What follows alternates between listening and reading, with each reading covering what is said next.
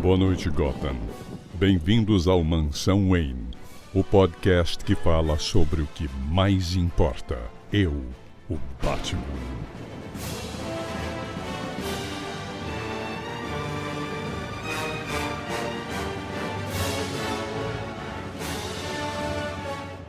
Boa noite, Gotham. Estamos começando mais um podcast Mansão Wayne, o podcast que fala sobre o que mais importa e sobre os criadores do que mais importa. E hoje a gente vai falar especialmente de um deles, o cara que sempre ficou na sombra, que demorou décadas para receber o devido crédito, o grande Bill Finger. E para falar sobre o Bill Finger, quem melhor do que a equipe que está desenvolvendo um quadrinho biográfico sobre ele? Então vamos começar aqui apresentando Diego Morro, roteirista desse quadrinho. Tudo bom, Diego? Olá, saudações. Diretamente aqui do quarto de hóspedes da Mansão Wayne. Obrigado, tá tudo arrumadinho aqui, lençol novo, cheirosinho. Tinha até chocolate diet pra mim na cama aqui. Muito obrigado. Não, maravilha. O Alfred tá trazendo aí um sanduíche de picles pra vocês também, então fiquem à vontade. Obrigado.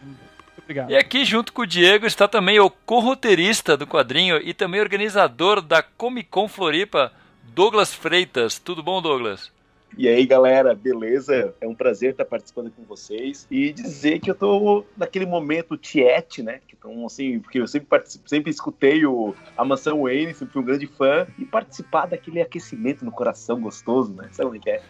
Que bom, cara. Pô, prazer pra gente aqui ter vocês também. Com certeza. E que legal saber que você ouve nosso programa, já faz tempo. Pois, olha, eu sou fã de vocês já de anos, na verdade. Porra, que legal, que legal. Isso é bom, isso é bom. Eu também sou fã, tá? Não quero que o Alfred cuspa no meu sanduíche. Não deixa. Tarde demais. O Alfred que eu também sou fã, por favor. Beleza, a gente vai falar pro Alfred acrescentar um queijinho aí. Pode crer. E tem também aqui, ó, como sempre, como não pode deixar de ser, meu co-apresentador André Panceira. E aí, André? E aí, boa noite, pessoal. Bem-vindos ao real programa de quem realmente importa. E este, que apresentou todo mundo, o cara que não é o Duas Caras e muito menos o Bob Kane, Carlos Vasquez, o EJT. Pô, cara, eu queria ter a grana que o Bob Kane teve no final da vida, viu? Porra! Hoje a gente vai falar sobre o Bill Finger, né, cara? Como que era o nome completo dele? É William... Não é William, é Milton Bill Finger. Milton Bill Finger. Milton Finger. Que tipo Não de tem Bill. apelido é Bill, né, pra Milton? Não é Bilton, é Milton. Ele é que assim, né? Na época, os judeus eles tinham muito, imagina, na época, até parece que mudou, né? O preconceito em relação aos imigrantes judeus, né? Então, muitos judeus acabaram mudando o nome para tentar deixar mais americano, né? Então, ele tirou o Milton e botou Bill. Não tem nada a ver. Eu também achava que o nome dele era William quando eu comecei a pesquisa lá atrás, mas não tem nada a ver. Ele resolveu inventar Bill porque ele achava mais americano Bill do que Milton. Ele achava Milton muito, muito judeu. O próprio Bob Kane virou Bob Kane, né? E o que daria uma tirinha ótima, né? Fazer o Bill de joelho gritando Khan, porque é igual o Khan, né, do Star Trek, né? E aliás, essa piada da minha filha, ela pediu pra dar créditos pra não dar uma de Bob Kane. Então tá aqui acreditado. Qual que é o nome da sua filha? A minha filha é a Julia. Então, ó, Julia, tá aqui seu crédito pra piada.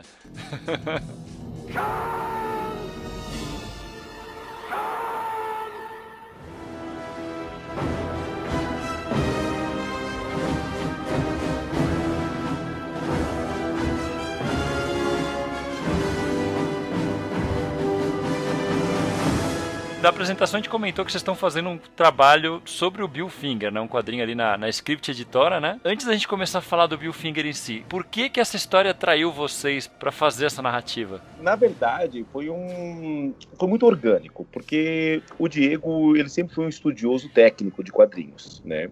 O Diego, ele vem da área da publicidade. A monografia tua foi sobre mouse e quadrinhos, né, Diego? Eu fiz a minha dissertação de mestrado foi sobre mouse. Eu tive que, né, uma coisinha leve, assim, né? Fui analisar mouse. E aí, para analisar o mouse, eu tive que fazer toda a história da história em quadrinho. E aí que eu fui conhecer, me aprofundar com a era de platina, era de ouro, era de prata e tal, né? E também como é que funciona o quadrinho, que é um mestrado em ciência da linguagem, né? Análise do discurso. Então, como é que funciona roteiro, como é que funciona desenho e tal.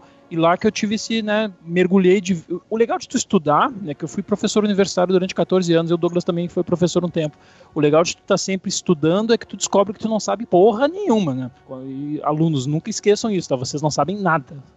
Então, quando eu comecei a me aprofundar, que eu vi que eu não sabia nada. Eu achava, que eu sei tudo, não sei nada. Eu comecei a pesquisar e não parava de vir novidade na minha cabeça. E assim, ó, eu sou da área do direito, por exemplo. Eu tenho um livro jurídico. Se vocês botar meu nome no Google, tu vai achar mais coisas sobre alienação parental do que quadrinhos, entende? Então, assim, eu sou da área do direito, de pesquisa jurídica e tudo mais.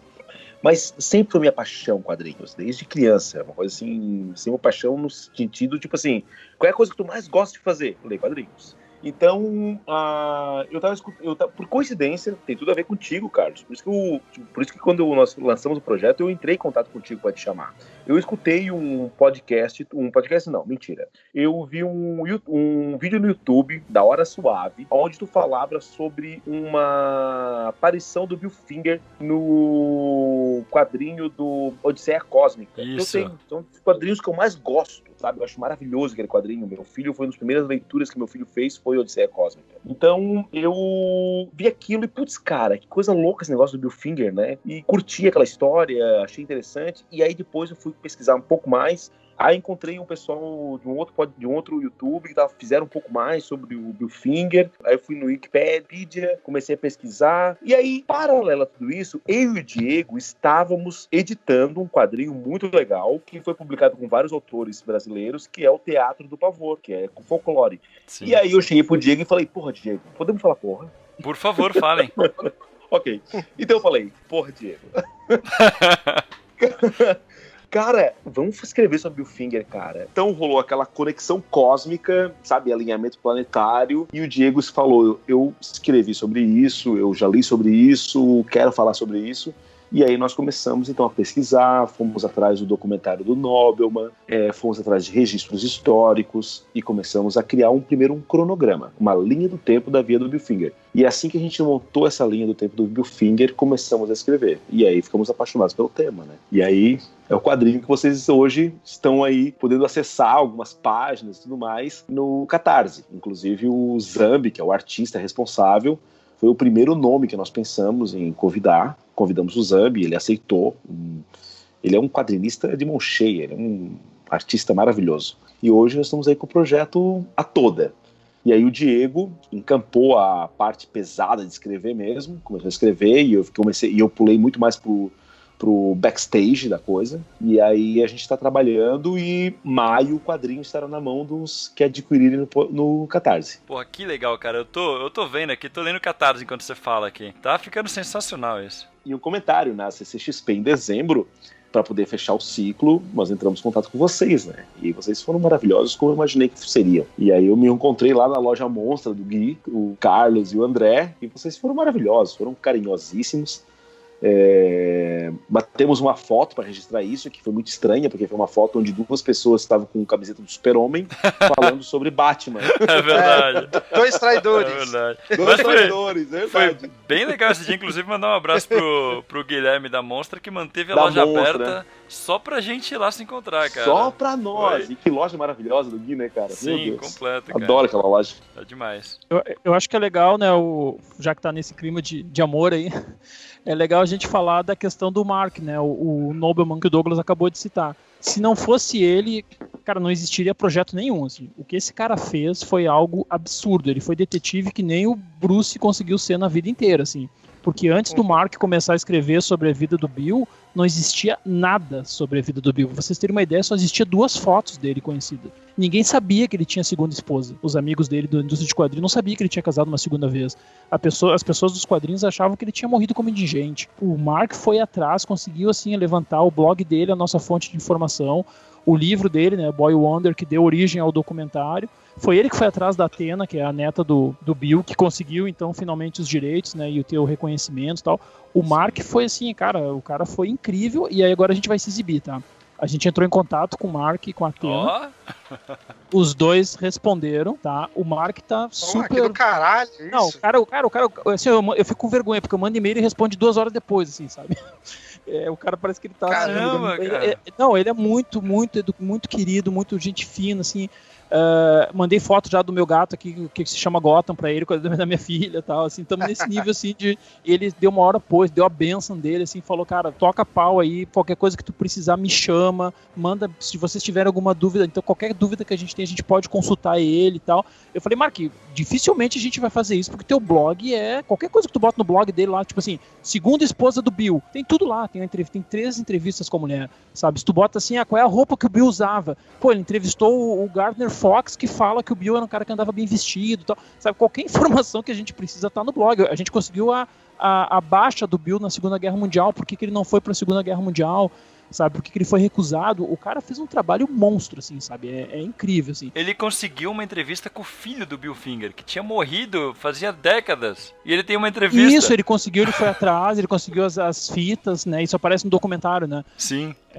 Cara, assim, ó, o trabalho que ele entrou em apartamentos onde o cara morou, cara, ele, assim, ó, o mais louco é que é o seguinte, como o livro dele é um livro, aspas, infantil, que lá nos Estados Unidos eles falam, né, que é para jovens leitores, né, que para nós seria aqui o infanto-juvenil no Brasil, né, como é um livro infanto-juvenil, o Douglas comprou, a gente leu ele, tudo e tal, ele é um livro que, cara, assim, 90% da informação que ele conseguiu não tá no livro dele, tá no blog, porque como o livro é infanto-juvenil, ele deixou mais leve, ele deixou menos, né, mais atrativo, com menos, né, conteúdo, ele tem menos texto, ele tem mais desenho e tal, o que é uma pena, e para nós é muito bom, porque a gente pode deixar o nosso livro complementando dele, né, o nosso quadrinho vai ajudar a complementar, porque ele não colocou isso lá. Mas curioso isso, né, dele... o documentário ser mais completo que o livro, e o blog ser mais completo ainda, né, curioso. Ele tem entrevistas com Jerry Robinson, assim, ó, que, cara, assim, ó, o blog dele é pra tu ficar horas e horas e horas lendo ali, que tu tem um raio-x da vida do Bill e da Era de Ouro dos quadrinhos, assim, que é sensacional, assim, por isso que a gente tá dedicando o livro a ele, né, ele ficou super, super feliz, a gente mandou a dedicatória pra ele, ele gostou, agradeceu, tudo e tal. Merecidíssimo, né, cara, o cara é um herói. Pô, o livro é dedicado ao Bill, a ele e à neta do Bill, aos 3, assim, a gente dedicou pros 3, avisamos 3, a Athena também, né, gostou, ficou feliz, tudo e tal. Então tamo com essa bênção dos dois, assim, a gente ficou mais animado ainda pra tocar a história, né? Que legal, cara, que legal. E o que é mais interessante nessa história toda é que, se tu parar pra pensar, na verdade, grande parte dos leitores não tem muita noção de quem era o Bill Finger. Assim, os mais apaixonados pelo quadrinho vai saber que o Bill Finger foi o quadrinista que fez os primeiros roteiros do Batman, né? E... na melhor das hipóteses, a pessoa vai saber que ele co-criou o Batman, porque esse assunto do Bill Finger sendo como co-criador do Batman ao lado do Bob Kane, ela já remonta desde a época das primeiras Comic Cons nos Estados Unidos, lá nos anos 60. E isso realmente foi oficializado agora, em 2014. Então é um assunto que nos Estados Unidos é muito recorrente. Agora, a grande questão, na verdade, assim, que a gente fica mais impressionado, é que o Nobelman, ele era uma pessoa totalmente alheio a tudo isso. Ele é um cara novo. O Nobelman tem o quê, Diego? 40 anos, no máximo? Ele tem uns 40 e pouco, tudo. A filha dele tá com uns 12. Por aí. Ele tem mais de 50, 40 e pouquinho. Ele é um cara novo. Então, quer dizer, ele é um cara que é da nossa geração. Pelo menos da minha e do Diego, que somos mais velho pai. De vocês dois aí. Obrigado pelo chamar de jovem. Então, assim, ó. Então, o Nobelman, por exemplo, quando ele foi lá e pesquisou e tudo mais, ele vem com base nesses rumores. Ele não é contemporâneo. Tanto que quando nós falamos, pô, Nobelman, vamos fazer um prefácio. Ele foi bem franco. Ele falou, cara, eu já escrevi demais sobre o Bill Finger. Eu dou assessoria pra vocês, eu ajudo vocês, eu tô aqui pra o que vocês precisarem. Mas não me peçam mais pra escrever sobre Bill Finger.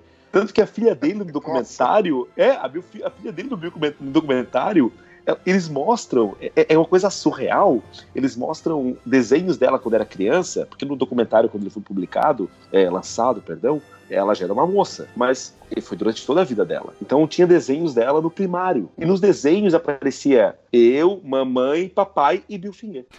Só pra ter uma noção. Sim, só pra ter uma noção de como Bill Finger fazia parte da vida daquela família. Sim, ele ficou 10 anos, cara, na pesquisa. Ele ficou 10 anos pesquisando sobre o cara, meu. Cara, sabe? 10 não, anos. Meu, assim, ó, o que esse cara fez, assim, não, cara, não. É trabalho não de tem que amor mesmo, explicar. né, cara? Não, Trabalho de amor, assim, amor, se não fosse o cara, assim, ó, isso talvez seja a maior injustiça da cultura pop. Não é só dos quadrinhos, é da cultura pop, sabe? Não existe no cinema, não existe. Porque o Batman, ele é um enorme ícone da Exatamente. Era a mesma coisa assim, sabe? Tipo assim, eu criei junto com o George Lucas o Star Wars e nunca ganhei os créditos, entendeu? É nesse nível, porque o Batman é o Batman, cara, sabe? Não é o Zé da Silva lá, o personagem que ninguém conhece. É o Batman. E o Batman, ele é uma figura que ele tá presente em todas as mídias praticamente sempre, né? Ele, diferente, por exemplo, de Star Wars, que você falou, Star Wars, ele fica um período que ele tá ou só em filmes, que ele tá ou só em desenho, ou que ele tá em quadrinhos, assim, tipo...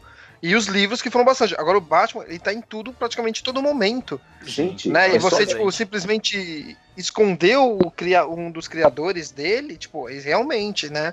Vamos ser sinceros, né? Já que a gente tá em casa, aqui o Alfred já trouxe o café, tudo. Um dos criadores não, né? O criador. Porque o Bob Kane não fez nem a porra do desenho, cara. O Bob Kane era o executivo, fez, né? Cara, não, mas eu digo assim, ó, nem o desenho ele criou. O primeiro desenho que ele leva pro Bill, o Bill olha e fala, cara, isso aqui tá uma merda, muda isso.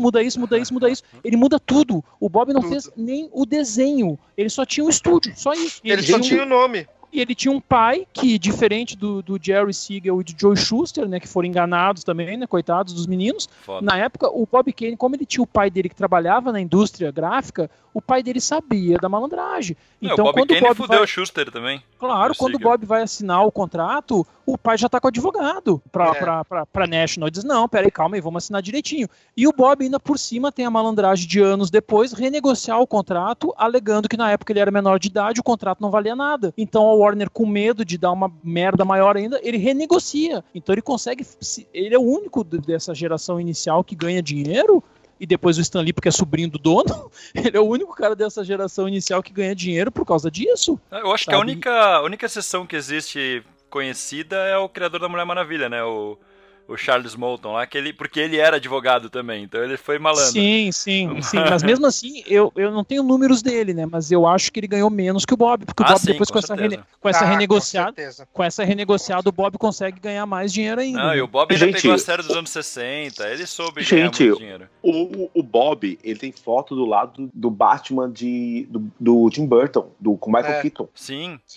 O Bob aproveitou bem isso, cara. Ele foi consultor, ele teve no auge da vida dele, participando de tudo que o Batman criou. Tem referências do Bob, até no próprio aquele gibi do Schuster, uma história lá do Super-Homem, do criador do Super-Homem, ele tem clara... Ai, gente, desculpa, eu falo Super-Homem, eu sou velho, eu não consigo falar Superman. Gente também. A gente fala o Super-Homem, Ajax, é isso aí. Ajax, a mesma coisa. O Sidão fala X-Men, o Sidão não consegue falar X-Men, só fala X-Men. O X-Men. Aí eu preciso fazer um bullying com o Sidão, eu já sou da geração que fala X-Men.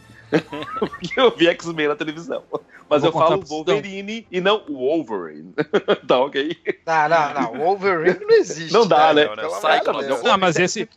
Se tu fala X-Men, esse é o argumento. Wolverine. Esse é o argumento do Mário, né, que é o tradutor, e do Sidão, os dois que defendem o X-Men. Ou tu fala o Wolverine, ou tu fala né, X-Men, não tem como falar. Eles estão certos, o argumento deles está certo, então tinha que chamar de X-Men. Estávamos falando aqui do criador do Morcegomem. Morcegomem. Então, na verdade, assim, o Bob Kane, ele realmente aproveitou muito da parte de honorários e de valores e tudo mais. Muito diferente de todos os outros, né? Se tu pegar, por exemplo, o próprio Jerry Siegel e o Joe Shuster, eles receberam, por exemplo, uma pensão vitalícia a partir do filme do Super-Homem do Christopher Reeves, que foi de 79, que não me falha a memória. Isso. Então, na verdade, eles tiveram um hiato muito grande sem receber nada, porque eles foram despedidos, e depois voltaram a receber, que foi a mesma história do Bill Finger. O Bill Finger, ele foi dispensado de serviços pela National, voltou a fazer um roteiro no Batman de 66, certo? E depois voltou para o ostracismo. Então, realmente, ele trabalhava com pequenos trabalhos, mas realmente ele ficou totalmente fora daquilo que ele criou.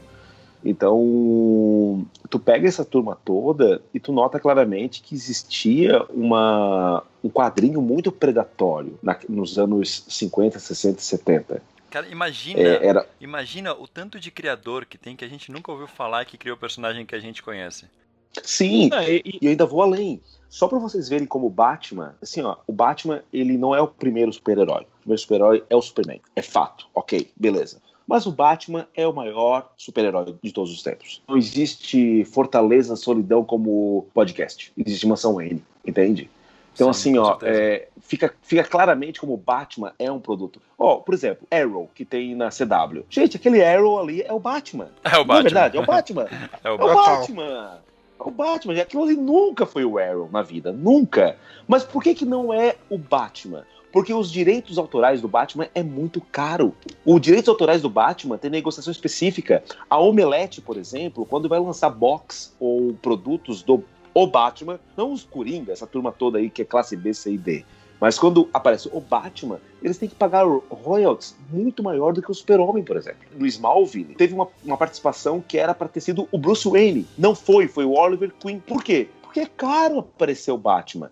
Essa série Gotham, que apareceu agora, que foi a primeira aparição do Bill Finger como co-criador do Morcegão, ela foi um projeto específico, porque o Batman não aparece em Titãs. O Batman apareceu no último episódio. Por que não apareceu primeiro? É caro pra caramba. Onde eu quero chegar? Batman é o maior personagem da DC. É o que mais tem filmes, é o mais caro, é o que mais tem royalties quando vai aparecer em qualquer série, produto, lancheira, o que for. E é uma tristeza pensar que o Bill Finger morreu como indigente, teve que ter o corpo dele reconhecido depois de alguns dias pelo filho, não pôde usufruir em nada dos direitos autorais do personagem que ele criou, entende? E só em 2014, praticamente 40 anos após a morte dele, ele tem o nome dele vinculado como criador do Batman. Então, essa injustiça nós estamos quadrinizando agora. Então, assim, ó, gente, esse é um dos trabalhos que eu tenho mais orgulho de fazer ao lado de Diego e do Zambi, que está sendo lançado agora em maio, gente. Sensacional, sensacional.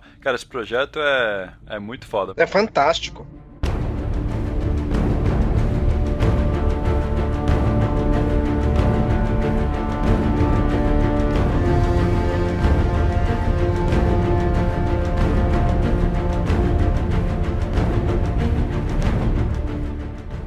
O Bill é apaixonado por literatura e ele traz isso pro quadrinho. O Bill dá alma pro super-herói. Tudo bem que é lá no começo, é recém na virada dos anos 30 pro 40, ninguém sabia o que estava fazendo, ok, mas mesmo assim o Batman tem essa força 80 anos depois, porque ele é o primeiro cara que dá personalidade para um super-herói. Cara, por que esse idiota se veste de morcego e sai correndo de noite, cara? Porque ele tem o drama lá dos pais, ele dá um motivo, ele cria a galeria de vilões, ele, sabe, ele faz um pastiche com tudo da cultura pulp da época, dos filmes e tal, tipo que todo mundo gosta e bate palma pro Tarantino hoje, cara, o cara já fez 80 anos atrás. Sabe, ele pega os Zaygats da época lá e consegue resumir tudo num personagem. Olha a genialidade desse cara, sabe? E esse cara é escondido, sabe? Tem coisas que, assim, tem muitos críticos de quadrinho, isso eu vi, né, durante o mestrado, que dizem o seguinte: existem 3 super-heróis que todos os super-heróis são baseados, nem que seja pra tentar ser diferente. É o Super-Homem, que é a questão dos poderes e tal, tarará, tarará. O Batman, por toda, né, a sua mitologia, ser o cara sem poderes e toda a sua estrutura de Batcaverna, tal, tarará, tarará. E anos depois a gente vai ter o Homem-Aranha, que é o terceiro que quebra um pouco essa, né, o menino, né, o nerd que ganhou poderes e tal, né? Esses 3 super-heróis são o DNA de todos os super-heróis. Então, olha a genialidade do Bill, sabe? E os caras deixaram o cara de fora da história por 80 anos, quase. E tão rápido, né? E tão rápido, porque você falou o Super-Homem, o Batman e o Homem-Aranha. Tipo, o terceiro molde de herói que foi base pro resto surgiu quase 30 anos depois. O Batman surgiu ali no ano seguinte já. O cara fala, não, quero mais um super-homem. Aí o cara já chegou com isso. Não, o cara assim, ó, e tu vê a pesquisa dele, sabe? Tu vê, é isso que a gente tá tentando, né, eu, o Douglas e o Zambi, botar no quadrinho, assim, sabe? A gente tá, né, conseguindo traduzir nas páginas como é que ele chegava lá na criação, sabe? De onde é que vinha a inspiração dele, de onde é que ele buscava tal. Porque tu vê que essa paixão que ele tem pelo cinema, ele adorava o expressionismo alemão tal. Toda essa paixão que ele tem pela arte, ele traduz num quadrinho que na época, cara, se hoje a gente já tem que explicar para as pessoas por que a gente lê quadrinho, a minha mãe até hoje fica, pô, tá comprando de novo esses gibi de criança aí. Tu imagina nos anos 40. O cara acha, o que tu faz? Ah, eu escrevo quadrinho. Pô, as pessoas riam na tua cara, né? Cara, eu já vi entrevista do Danny O'Neill falando que nos anos 70, quando ele fazia aquelas histórias do Ra's al Ghul e tudo, ele colocava algumas brincadeiras, tipo, você tá numa história puta dramática, aí de repente tem uma flecha no meio do quadro escrito: "E aí, leitor, já adivinhou quem é o assassino?" E ele fala que ele fazia isso porque senão as pessoas iam achar que ele tava levando o trabalho a sério, e era vergonhoso pra ele. As pessoas viam ele como uma criança, tipo um adulto que não cresceu por estar gostando de escrever quadrinhos. Então ele tinha que fingir que ele tava escrevendo pra criança pra levar ele a sério. Nos anos 70. Imagina nos anos 40, cara. E outra coisa também que no livro do Gerald Jones, lá, O Homens do Amanhã, que até então era o livro mais importante da época, né? Ele relata como é que foi esse nascimento dessa indústria, e a maioria desses imigrantes, a maioria judeus, o que acontece? Essa galera era máfia. A National, que vai dar origem à DC, que vai dar origem ao Warner, hoje é uma das maiores empresas do mundo na parte da comunicação. Os caras eram mafiosos do tipo assim, ó, olha aqui, cara, se tu não vender meu gibi na tua banca, eu vou te cagar a pau. Tipo banca do bicho, assim, sabe? Sim. É nesse nível de loucura. Tanto é que a morte de um dos donos da National, o Donfield, até hoje não sabe o que aconteceu. Que foi o cara que foi pra cima do Joe e do Jerry, passou a perna neles, roubou o Super-Homem, roubou aspas aí, né, porque os caras venderam e tal. Sim. Mas, né, a morte dele até hoje não tá explicado o que aconteceu, porque como eles iam abrir ações na bolsa, isso já lá na frente, né, final dos anos 60 pros anos 70, eles iam abrir ações na bolsa e ele era a cara mais mafiosa da empresa. O outro sócio estava com medo e tinha que esconder ele, então eles começaram a tirar o nome dele dos papéis, tal, para ver se conseguia abrir as ações na bolsa para depois virar Warner, né? E nessa, ele morre misteriosamente em casa, assim, ele acorda um dia, tipo assim, ele caiu da escada, sabe? Fica em coma e tal, e depois morre. Caralho, sabe? Né, cara? Não, assim, muito sinistro. Poderoso chefão. Mas a própria história das empresas mesmo é muito estranha, porque existe as pessoas acreditam, né, erroneamente, que um dia a Warner foi lá e comprou a DC pra pegar os personagens, né? Eu mesmo achava que eles tinham feito isso na época dos filmes do Super-Homem e tal. Mas aí você vai pesquisar o que aconteceu, na verdade era uma empresa maluca que tinha lá no conglomerado de empresas americana, que era dona principalmente de estacionamentos, e eles tinham também umas empresas de coisa funerária e tal, que essa empresa um dia comprou a National, e anos depois essa mesma empresa comprou a Warner. Tipo, então assim, não foi que a Warner foi lá e comprou a DC, né? A empresa que a DC fazia parte, comprou a Warner. Sim, eles compraram o Warner. Eles usavam os caminhões dos gibis na época de lei seca e tudo mais, assim, sabe? Exato. É nesse nível de loucura, assim, os caras se metiam em tudo. E eles começaram a fazer dinheiro, né? E eles faziam por isso mesmo, porque eles viram assim, ó, cara, pensa bem, olha só, o Super-Homem, o primeiro número, né, a Action Comics, ok, mas eu digo, quando o Super-Homem ganhou nome próprio, né, a revista Super-Homem, a revista Superman, né, ela vendeu 1 milhão, e aí eles fizeram a segunda edição da mesma revista, da número 1, vendeu 300 mil, e na terceira edição vendeu mais, quer dizer, os caras venderam quase 2 milhões de gibi nos anos 30, quanto é que isso dá de dinheiro, cara? Mesmo que seja a taxa 10 centavos, 20 centavos, mas nos anos 30, de 30 para 40... a inflação disso, velho, é muito dinheiro. Cara, era muito dinheiro entrando, tanto é que virou a corrida do ouro, isso a gente fala no nosso resgate histórico no roteiro que a gente tá fazendo. Virou corrida do ouro e esses caras estavam ganhando muito dinheiro, muito dinheiro. Muito louco, e a galera, e os criadores tadinhos chegavam lá, imagina nós 4 aqui, a gente teve uma ideia, a gente criou o Batman, a gente empolgado, tudo com 18, 20 anos aqui, cara, esses guris foram devorados por esses caras, todos os criadores foram devorados por esses caras, todos, né? Imagina você lá, tipo, todo mundo aqui deve ter sido estagiário, alguma coisa dessa, e já ganhou muito menos do que deveria e só percebeu muitos anos depois. Imagina esses caras, velho, se metendo com máfia diretamente, desenhando gibi, que era tipo o sonho deles. Cara, qualquer dinheiro que eles ganhassem era tipo, caralho, cara, tô ganhando dinheiro fazendo meu gibi, velho.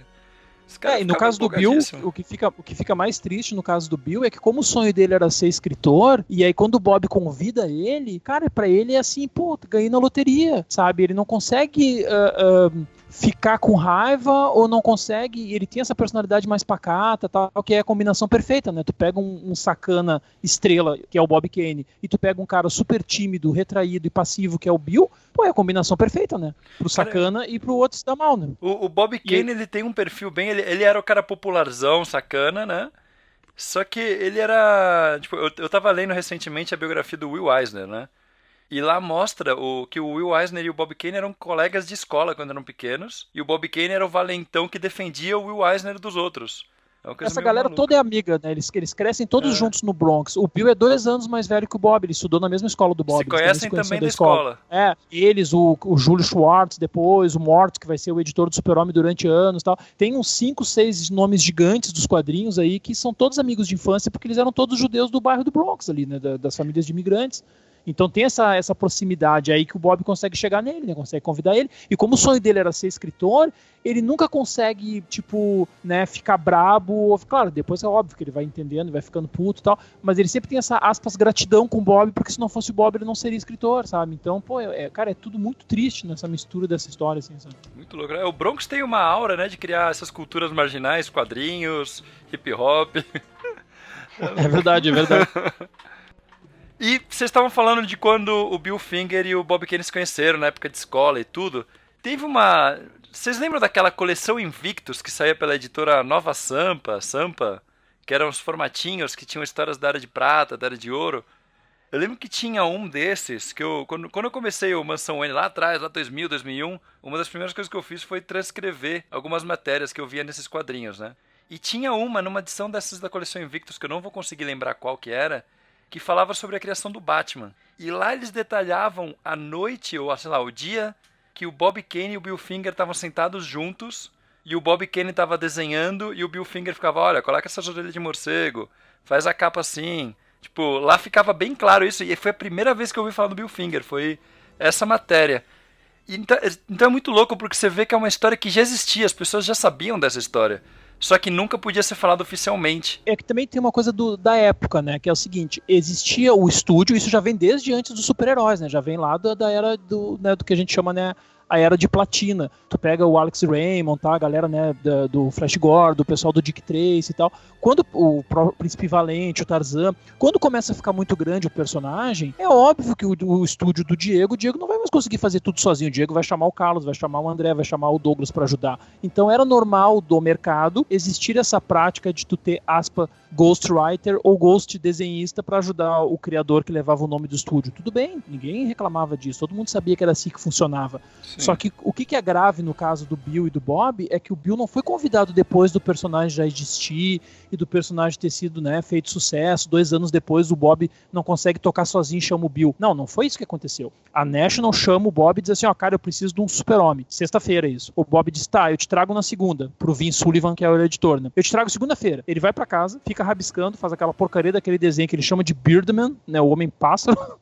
Quando ele vê que o desenho tá ruim, ele liga pra casa do Bill e ele vai no casa do Bill mostrar o desenho. Então, e aí que o Bill vem, muda a roupa, cara, quer dizer, o Bill tá desde o início, é por isso que é tão triste. Não é assim, eu entrei depois, tal. Não. O Bill participa desde o início. E quando o Bob vende pra National, ele deixa o Bill de fora e vai deixando de fora sempre. É porque o Bill já fazia roteiro pra ele nas outras historinhas que ele tinha. Por isso que o Bill continua, aspas, do mesmo trabalho, entendeu? Por isso que o Bill não se sente à vontade desde o começo de enfrentar o Bob, porque já era o esquema que eles trabalhavam. Ele já era o ghostwriter das tirinhas do Bob. Só entrou um personagem novo, né? Que nem tu falou, eu sou estagiário aqui da tua empresa, vou trazer pra publicidade, que é a minha área. Se eu tô fazendo a tua campanha da Coca-Cola e agora de repente entrou a campanha da Nike, eu vou continuar trabalhando, né? Eu sou teu estagiário, não vou ganhar mais agora porque entrou Nike. Um comentário interessante é que, por exemplo, assim, ó, um dos amigos do Bob Kane e do Bill Finger era ninguém mais, ninguém menos do que o Will Eisner. Então, só o próprio Will Eisner, o criador do Spirit, a pessoa que tem o título do Oscar dos quadrinhos, que é o Eisner. Não é o prêmio de melhor quadrinista vai pro Will Eisner, não, é o prêmio Eisner de melhor quadrinista. Exatamente. E o Will Eisner, ele pegava no pé do Bob Kane, isso tem entrevistas do Will Eisner falando isso, na verdade, exatamente dizendo que o Bob Kane, como roteirista, era péssimo. E quando entra o Bill Finger, notoriamente é uma necessidade do Bob Kane em melhorar a qualidade do seu texto. Tanto que o Bill Finger, ele não entra para fazer o Batman. Ele já começa a trabalhar antes do Batman. Ele começa a trabalhar em tirinhas do Bob Kane. Exatamente por causa dessa necessidade que ele tinha e as críticas que ele sofria por causa dos seus roteiros muito fracos. Entende? E também tinha uns... Vamos bater nesse filho da mãe.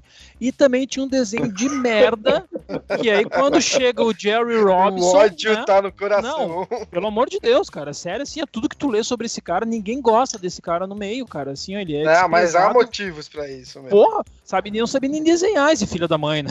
E tanto é que quando chega o Jerry Robinson que o Batman vira o Batman, né? Porque assim, outra coisa, né? a primeira história é muito ruim, é mal desenhada. Tu vê que a primeira história não tem vida, o que salva é o roteiro do Bill. Aí, né, 3 números depois entra o Jerry, e pra mim os criadores do Batman, na minha cabeça, é o Bill e o Jerry. Bob só pagava o cheque, não fazia nada. Assim. O Jerry é outra história complicada, né?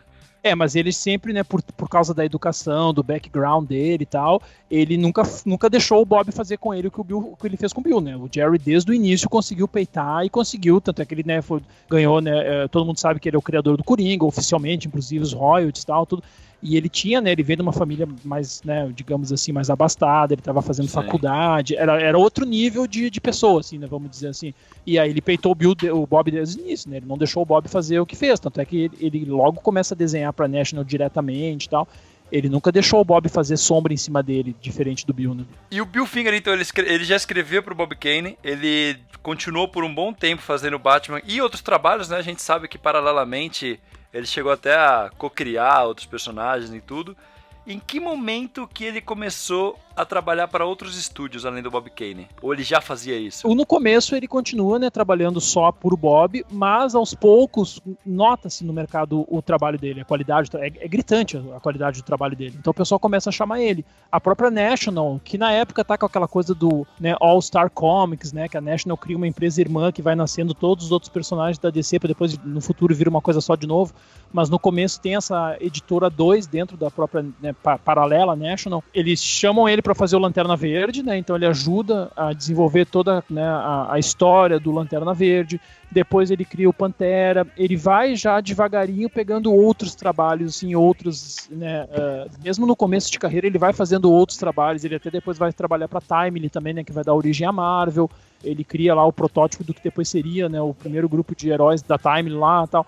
Então ele começa a trabalhar já, assim, dá pra dizer, relativamente cedo em outras editoras. O problema é o seguinte, como ele é um cara muito, muito minucioso, ele é um cara que, né, ele se preocupa com a qualidade do roteiro, ele vai atrás, ele pesquisa, ele perde muito prazo. E isso acaba meio que incomodando no mercado, sabe? Quer dizer, além de ter esse ranço com o Bob, além de ter essa injustiça em cima dele e tal, tudo mais, ele é um cara que perde muito prazo, então isso acaba complicando a vida dele ao longo da carreira dele.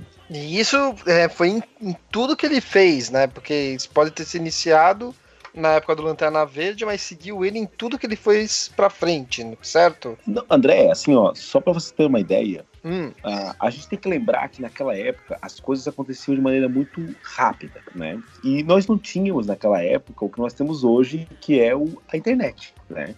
A internet hoje, ela é um grande sensor. Tu vai escrever alguma coisa, por exemplo, eu e o Diego, a gente está editando alguns quadrinhos que vão ser lançados no futuro para script. Nós temos preocupações reais, por exemplo, será que essa frase que foi colocada aqui vai ser interpretada da maneira correta? Entende?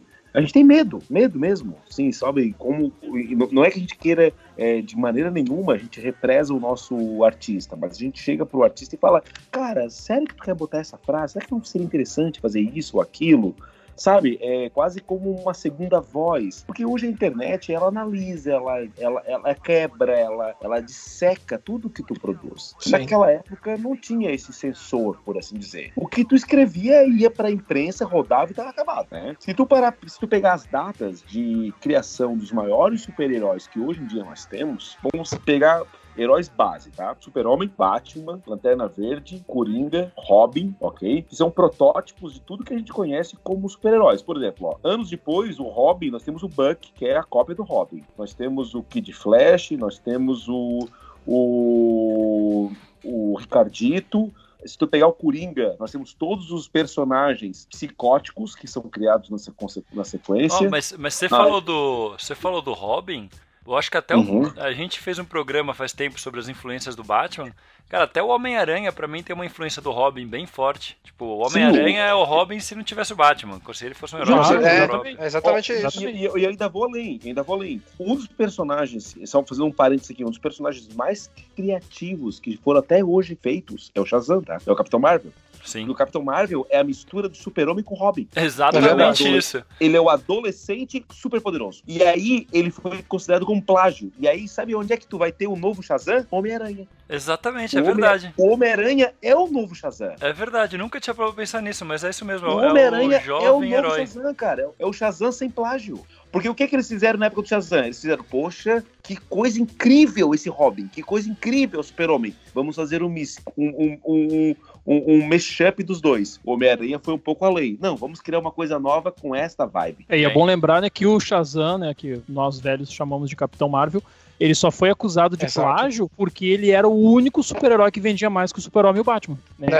Pouca ele gente vendia muito disso. Mais, né, cara? Ele vendia muito mais por causa desse apelo infantil. Claro, as crianças, por mais que eu goste do Batman, eu não treinei pra ser o Batman. Por mais que eu goste do Super-Homem, eu não vim de Krypton. Agora, se eu gritar Shazam, eu posso virar um super-herói. Não. E te digo mais, o Shazam, na época do Capitão Marvel, ele vendia tanto que quando ele foi proibido de ser vendido, tem duas curiosidades bem interessantes. No Brasil, nós fizemos histórias do Capitão Marvel sem direitos autorais, tá? Sim. Existem histórias do Capitão Marvel que são inéditas só no Brasil, porque foram desenhadas e escritas no Brasil.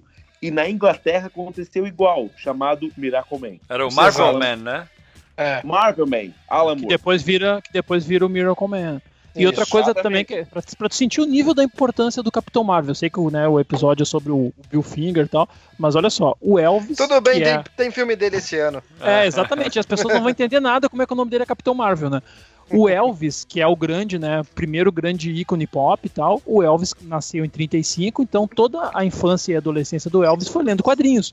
O Elvis é tão apaixonado pelo Capitão Marvel, pela mitologia do Capitão Marvel, que as roupas do Elvis nos anos 70, se prestar atenção na roupa dele, aquela roupa branca que ele usa no palco e tal, é a roupa do Capitão Marvel, tem até a capa do Capitão Marvel. É bem influenciado. Capitão Marvel, ainda mais o Capitão Marvel Júnior. Eu queria dizer, o cabelo do Elvis, a costeleta, o cabelo tal, o cabelo que faz sucesso nos anos 50, é exatamente o cabelo do Capitão Marvel Júnior. O Elvis era apaixonado pela família Marvel.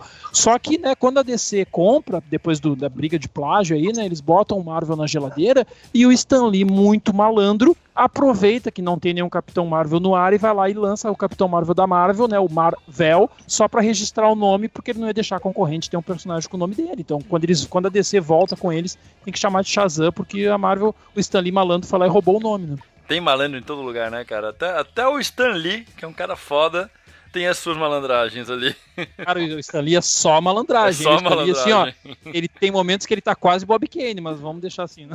Vamos deixar isso pra outro programa.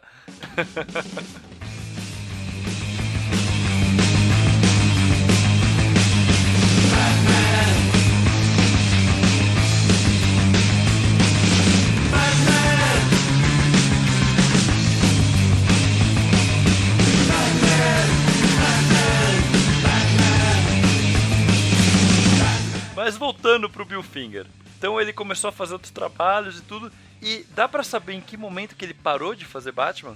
Na década de 60, quando nós já estávamos com na Era de Prata, que nós já estávamos com aqueles momentos para os dias de hoje, bem bobinhos, os quadrinhos, onde nós tínhamos o surgimento do Krypto, do Ace, que é o cachorro do Batman, nós temos o Mxyzptlk, nós temos o Batman, também da Batmirim. Ou seja, é aquele momento onde as histórias depois do Comic Code Authority já são bem bobinhas, por assim dizer. Nós tínhamos aquelas capas que hoje são motivos de riso, como o Batman numa gangorra e por aí vai. Aquelas com o Robin chorando no canto. Isso, aquelas coisas tenebrosas. Então, pelas pesquisas que a gente fez e que muitos outros também se fizeram, é porque na época é muito delicado falar sobre direitos autorais. Os quadrinhos não eram colocados quem era o autor, o roteirista e por aí vai. Era muito poucos os trabalhos que realmente tinham esse cuidado. E é acreditado ao Bill Finger uma última história. Essa última história do Bill Finger é uma história onde o Super-Homem e o Batman estão na capa, né? Eles estão inclusive rindo do próprio Robin. E nessa história nós temos um personagem que ele quer colocar o seu nome na Lua, né? E ele quer colocar seu nome na Lua, ele quer deixar uma marca, e eles lutam para não tentar permitir que esse nome apareça. alguns acreditam que foi uma história de despedida do Bill Finger até, porque o próprio personagem ele quer escrever um W na Lua, e nós não podemos esquecer que o nome do Bill Finger na verdade é Milton, que é o W invertido, né? Olha só. Aquela história, ela seria meio que uma carta de despedida do Bill Finger quanto a sua participação na National. Até porque, pelo que o próprio Nobelman fala, um dos motivos da dispensa do Bill Finger foi porque ele já trabalhava tantos anos na National que ele pediu uma aposentadoria ou um pensionamento, independentemente do trabalho. E aí foi quando eles fizeram essa dispensa dele, né? Então, essa história, muitas pessoas falam que é uma ideia de uma série de mini referências e tudo mais. O problema é que é muito conjectura, né? Então, é muito delicado nós até colocarmos no quadrinho como se fosse realmente a última história do Bill Finger e por aí vai, entende?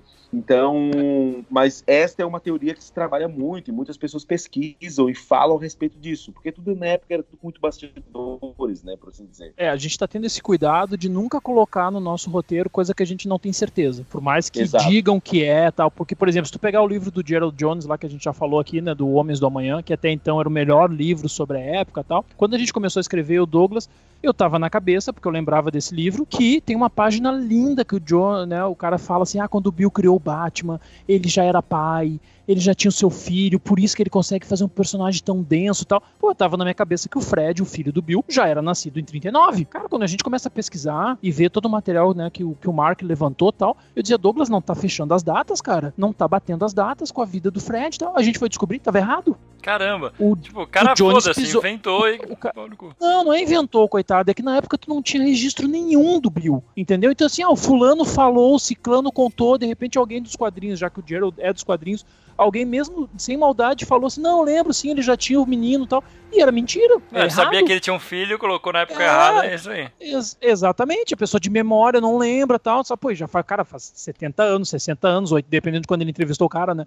Então, assim, tudo que a gente tá achando, que a gente não consegue confirmar, a gente, por mais lindo que seja, a gente, não dá pra usar, não vamos botar, porque a gente quer também que esse nosso quadrinho, além de ser um quadrinho emocionante, que a pessoa conheça a história do Bill e tal, a gente tá fazendo para ele ser um registro histórico, para se um dia tu quiser fazer um TCC sobre ele, um mestrado, um doutorado, tu possa usar o nosso quadrinho como ferramenta. A gente vai colocar lá no final todas as referências de onde é que a gente tirou todas as afirmações. Isso aqui é da data tal, isso aqui saiu no gibi tal, isso aqui saiu não sei o que, sabe? A gente quer fazer que ele seja um catálogo, que tu possa pegar ele e dizer, isso aqui eu sei que é verdade, isso aqui eu não sei, então eu não vou botar. Então a gente não vai colocar nenhuma informação que dê essa confusão. Então fica difícil a gente identificar qual foi a última história dele por causa desse rolo que o Douglas falou. E além da questão, tu vê como, né, a nossa indústria é sacana. Ele, além da aposentadoria, o coitado do cara, que ele já tá mais velho, já teve um ataque cardíaco e tal, ele queria, olha só que absurdo, que coisa mais comunista, ele queria que a National pagasse pra ele, claro, plano de saúde. E aí que os caras ficam putos e dão um pé na bunda dele, porque ele tava pedindo plano de saúde, que ele já trabalhava lá dentro há mais de 40 comunista anos. Safado. Os caras não queriam dar plano de saúde, não queriam dar um plano de saúde pra ele, e aí deram o pé na bunda dele. Então, oficialmente, o que a gente sabe ironicamente, a última história do Batman é a história que ele vai escrever pro seriado do Batman. Que é a primeira vez que aparece o nome dele. Do Rei Relógio, né? É a última história dele do Batman e é a primeira vez que aparece o nome dele criando pro Batman. E só um comentário, por isso que cria força essa teoria que eu falei pra vocês, mas no quadrinho nós não podemos trabalhar com isso, porque, como o Diego muito bem falou, a ideia do quadrinho é realmente ser algo biográfico e não uma ficção. Então, por exemplo, a World Finest, número 165, ela teoricamente seria o último quadrinho do Bill Finger. E fala sobre o rei, que depois, quando ele volta em 66 para escrever o Batman lá de 66, ele renova com o rei, só que agora é o Rei Relógio. Ou seja, até o próprio personagem meio que é o mesmo, entendesse? Então, toda essa teoria meio que da conspiração, ela se corrobora nas criações do Finger, tanto nesse suposto último quadrinho, que é o World Finest 165, e o roteiro do Rei Relógio do Batman de 66 da série. E é legal também ver as curiosidades, né? Tu vê, a primeira vez que aparece o nome dele é no seriado do Batman da Fox, do Adam West lá, né? Não é da Warner, é da Fox. Por isso que ficou décadas sem ser relançado, porque era uma briga da Fox com a Warner. Exato. Aí o que acontece? Por que eles conseguiram relançar agora? Porque a Fox cedeu os direitos pra Warner, mas disse o seguinte: eu só te dou os direitos pra tu lançar bonequinho e tal, todos que nós velhos queríamos, né? Eu só te dou os direitos se tu deixar eu fazer uma nova série do Batman. E aí a Warner deixa a Fox fazer Gotham, e é em Gotham que aparece o nome do Bill pela primeira vez. Muito louco, né, Olha, cara? é muito Como louco essas fecha o coincidências, ciclo, né? cara. É muito foda. Parece um roteiro escrito assim, né?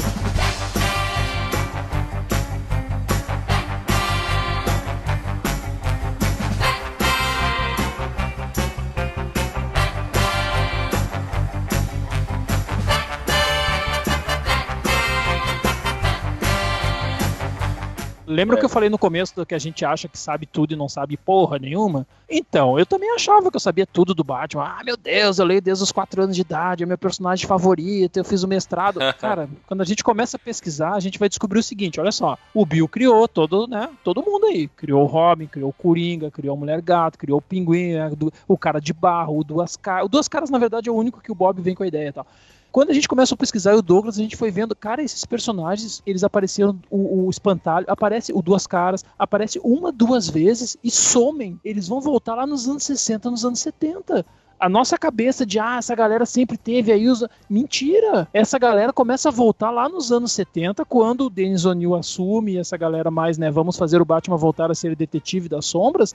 Aí que eles começam a trazer essa criação original do Bill. Porque a Mulher Gato mesmo no começo é só a gata, não tem nenhum nome. Sim, sim. Mulher Gato no começo era um personagem bem esquisito, né? Era totalmente esquisito, era outra sabe? coisa. Então vários personagens que hoje a gente acha que pô, meu Deus do céu, né? Pô, o Coringa também tem quase 80 anos e tal. Cara, não, eles ficam anos sem aparecer nos quadrinhos e eles vão voltar depois, lá na Era de Prata, com a reformulação, depois dos anos 60 e tal. Eles não estão de anos 40 inteiro, anos 50 inteiro. Eu achava que tava e não estavam. Quando começa a ter a primeira geração de quadrinistas, roteiristas, desenhistas que cresceram como fãs dos quadrinhos, eles começam a resgatar esse monte de coisa que os criadores originais nem davam tanto valor, né? Criavam pra uma história e depois foda-se.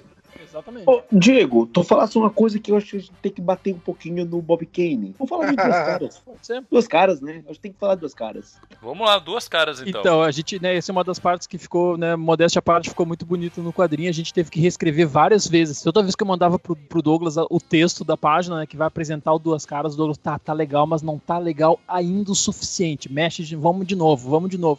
Por quê? Porque, ironicamente, o Duas Caras é o único personagem que esse filho da mãe chega com ele, aspas, pronto. Ele chega, tive uma ideia aqui, um cara com duas caras, tal. Claro, sem o background, tal, que o Bill faz depois. Mas é o único personagem que realmente ele chega assim com o visual pronto, com a ideia pronta de ter uma pessoa que tem a cara dividida, que tem dupla personalidade e tal. E, ironicamente, o Duas Caras é o único personagem que esse filho da mãe cria. E convenhamos que é um vilão do Dick Tracy, né? Exatamente. Sim. Mas aí também não dá nem pra salvar o Bill, né, cara? Porque, não o que dá. tem de Zorro, o que tem de fantasma do Batman. Exatamente. Até o próprio comissário Gordon, né? Eu lembro um dia que a gente tava batendo papo ali com o Douglas, que foi lá no... Não lembro se foi no Dia da Monstra, ou se foi depois a gente batendo papo, que o comissário Gordon era um personagem que já existia. Já no pulp chamado Whispers, que era o nome do personagem mesmo, ele pega na cara dura, assim, tipo a gente criar uma história daqui a alguns anos e botar o nome do personagem de Bruce Wayne. É isso que ele fez, assim, ele pegou na cara dura o nome do personagem que já existia num pulp e botou de comissário Gordon, assim. E era um comissário James Gordon, é isso mesmo? Isso, era esse personagem, que ele era um policial que, tipo Spirit, assim, sabe, não usava máscara, mas era um policial que, né, virou justiceiro. E lá no final da história, do arco de história dele, que vai revelar que o nome dele é James Gordon. Nossa, olha isso. Olha aí. De quem será que são os direitos disso, né? Porque dá pra brincar com isso aí.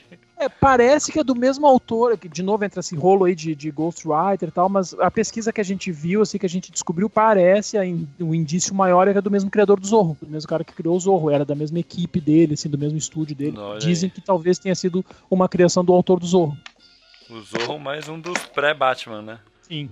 Totalmente, né? Zorro, Fantasma, tem algumas influências que são bem claras, né? Isso é uma das coisas que eu acho que foi bem incrível no Bill Finger, porque você vê que ele tinha influência de muita coisa de cultura pop, né?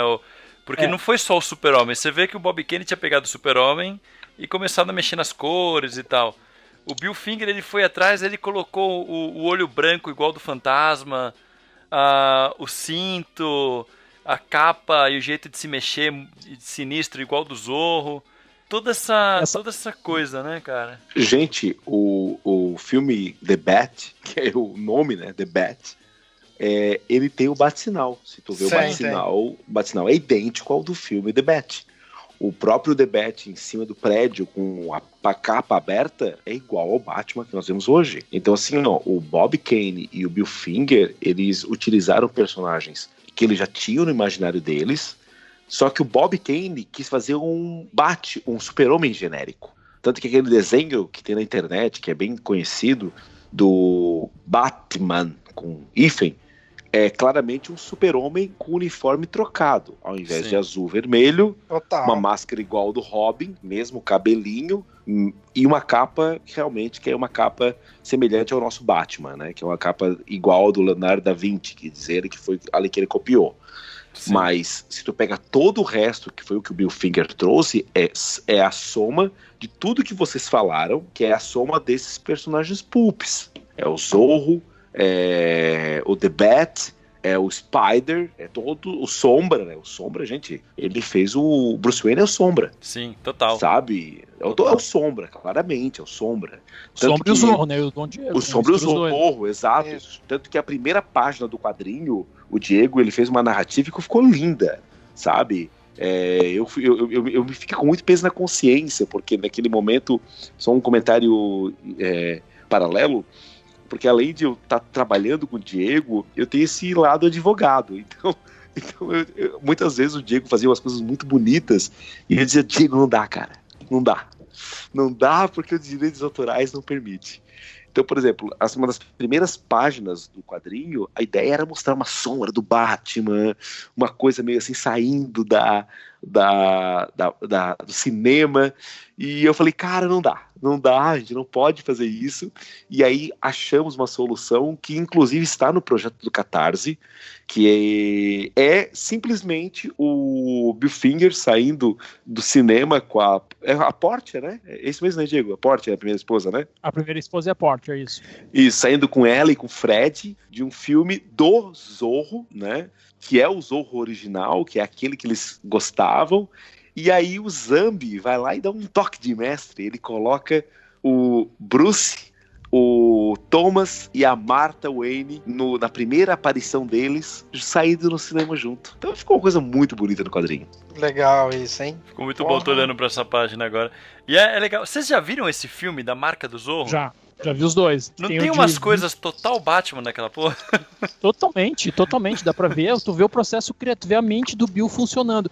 E fazendo mais um jabá aí, a gente, né, as páginas que aparece o Bill criando o Batman com o Bill, com o Bob, né, passando as ideias, a gente conseguiu traduzir também, sabe, a hora que ele pensa no fantasma, a hora que ele pensa no Zorro, a hora que ele pensa no Sombra. A gente foi mostrando nas páginas ali como é que foi o processo criativo dele na hora dele trazer tudo pra gerar o Batman. Né? Muito legal. Um comentário de cultura pop inútil. Essa máscara, a marca do Zorro, né? Que é o primeiro filme, né? A marca do Zorro. A máscara do Zorro é do Antônio Bandeiras. Exato. Que a máscara do Zorro é uma continuação, entre aspas, né? Sim. Porque se tu pega o roteiro da máscara do Zorro do Antônio Bandeiras, o Anthony Hopkins é o Fairbanks, na verdade. Eles continuam a trama? Eles continuam a trama exatamente onde parou na marca de Zorro. E porque o Anthony Hopkins é o Diego, né? O Diego é o Zorro original. Por isso que ele é velho. Sim, claro, claro. Ele envelheceu no período do filme. Caramba, eu preciso assistir de novo esses dois filmes. Não, se tu assistir os dois, eles são atos contínuos. Que loucura.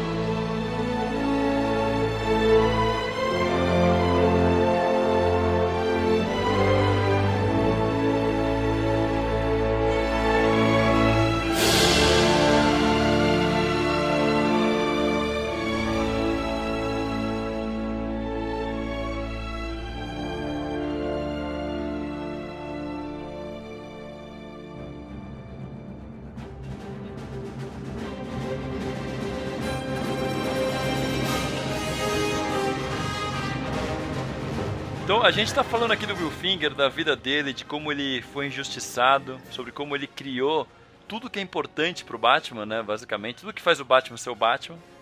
Mas ele tem uma lista muito grande de conceitos, de personagens, assim. A gente pode ficar falando agora um monte, obviamente muitos conceitos vão ficar de fora, mas a gente podia dar uma passada aqui pelas principais criações dele, né? Eu acho que a gente pode começar até pelo Thomas e Martha Wayne, né? Os pais do Batman, na origem do Batman. Sim, eles não só criaram o Thomas e a Martha, como ele criou algumas coisas que até hoje, isso são quase sagrados no Batman. Aquele T-Rex dentro da Batcaverna, aquela carta gigante do Coringa, a moeda gigante de 2 caras e uma coisa que se perdeu na história, o Batmóvel vermelho. Ah, era muito estiloso aquilo. Aquele Batmóvel era demais. Sim, aquele Batmóvel era incrível. Então, assim, são coisas que... É uma coisa que se perdeu. O resto durou. Mas todo o resto também durou. E aí agora eu passo pra vocês a bola pra falar o que mais que ele criou. Você tava falando agora dos itens que tem na Batcaverna, e foi ele que trouxe a Batcaverna pros quadrinhos também, né? Que isso tem... Já li algumas histórias sobre isso, que ia aparecer no seriado de... Primeiro apareceu naquele seriado dos anos 40, né?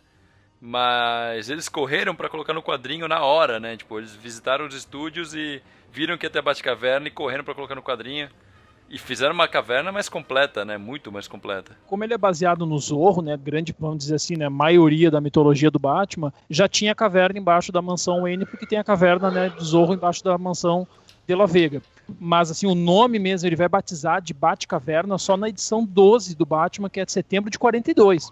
Quer dizer, né, já vai quase 2 anos aí de Batman. Mas nas primeiras histórias não era um celeiro do lado da mansão, uma coisa assim, que tinha uma passagem subterrânea? Eu lembro de ler umas histórias assim.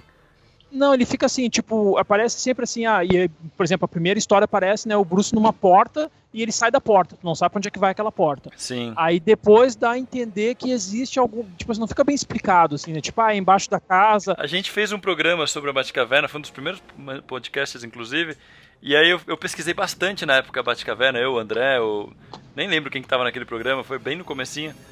E a gente até repara... Hã? Um dos nossos primeiros programas. Foi, acho que foi o terceiro, por aí. Uhum. E a gente repara que, tipo, numa das primeiras histórias tem uma janela na Batcaverna, sabe? Tipo, uma janelona. Eu falo assim, ok, não é uma caverna, né? Tem uma janela. Sim. Eles vão oficializar só em 42. Na edição 12, Batman 12, setembro de 42, que aparece lá o nome Batcave. Aí que batizam a Batcaverna. Exato, assim. Exato. Mas o conceito acabou sendo desenvolvido pelo próprio Bill Finger, né? Aí tudo que tava dentro, né? O Batmóvel, o Batplano, o Batarangue, né? O famoso boomerang do Batman. Eu tenho uma história muito boa da Batgirl quando era Stephanie Brown, que alguém fala, o boomerang do Batman. Eu falo, não, cara, se chama Batarangue. Você tem um nome tão legal quanto Batarangue, por que você não vai usar? E a maioria das pessoas falam Batirangue, né? Quando eu falo Batarangue, elas olham pra mim aqui, Batarangue? É Batarangue. Mas só uma correção aí, tá? O Batplano e o cinto de utilidades, eles aparecem nos 3 roteiros que o Gardner Fox escreve quando o Bill para de escrever para ficar bolando a origem do Batman. Olha aí. Tem um momento ali, isso a gente descobriu na pesquisa, eu também não sabia. Tem o Bill começa a escrever. Exatamente, o Mark foi atrás e conseguiu. O Bill começa a escrever, aí fica, né, qual é a origem? O Bill começa a ficar, esse cara tem que ter uma origem e tal. E aí, nesse mesmo período, a National chega pro Bob e fala, vamos passar de 6 para 10 páginas, então vai aumentar o roteiro, vai aumentar o trabalho. Nessa, o Bob tem a desculpa de, mas peraí, eu preciso de mais gente na equipe e tal. Aí os caras sugerem o Gardner Fox para ajudar nos roteiros. Outro roteirista. Outro maravilhoso roteirista, que vai criar, né, a Liga da Justiça, o Flash e tal, um monte de gente legal. Uhum. O Gardner escreve são três edições, mas na verdade é uma história em 2 partes, né? Então ele escreve 2 histórias em 3 edições, enquanto o Bill tá tocando a origem do Batman. Nessa história ele apresenta o Batplano, ele apresenta o cinto de utilidade e ele apresenta uma noiva do Bruce Wayne chamada Julie, que graças a Deus o Bill não pegou e tirou da história depois, porque da onde que o Bruce Wayne tinha uma noiva, sabe? Como é que ia dar certo isso desde o início, tá? Eles tiram essa noiva dele e depois eles esquecem dela. Mas o Batplano não é do Bill, não. O Batplano é do Gardner Fox, mas o Bill adora e acaba utilizando na história. O cinto já não tinha aparecido antes, porque eu lembro uma das primeiras histórias que eu li do Batman. Aparece desenhado, mas não aparece no sentido assim de ele tirar coisas do cinto. Quem usa isso é o Gardner Fox. É que eu Ele tá lembro no de uma desenho- história. Eu lembro de uma história que eu não sei te dizer se é a primeira, se é a segunda, que eu li nessas coleções Invictus aí da Nova Sampa, que eles não especificavam muito bem da onde que era aquilo. Aparece ele tirando um ácido, uma base do cinto para anular um ácido que tava no fosso onde ele é jogado. Talvez seja Não, uma isso dessas é- histórias do é- Gardner Fox. Essa é do Gardner Fox. Essa é Tá. a primeira história que ele escreve. Ok. Porque a primeira história do Batman, que é a do Bill Roteiro, lembra quando ele entra pra salvar o cara que caiu, né? Ele vai pegar aquele Dr. Morte lá, que é o vilão, e o vilão prende uma vítima lá e quer matar a vítima.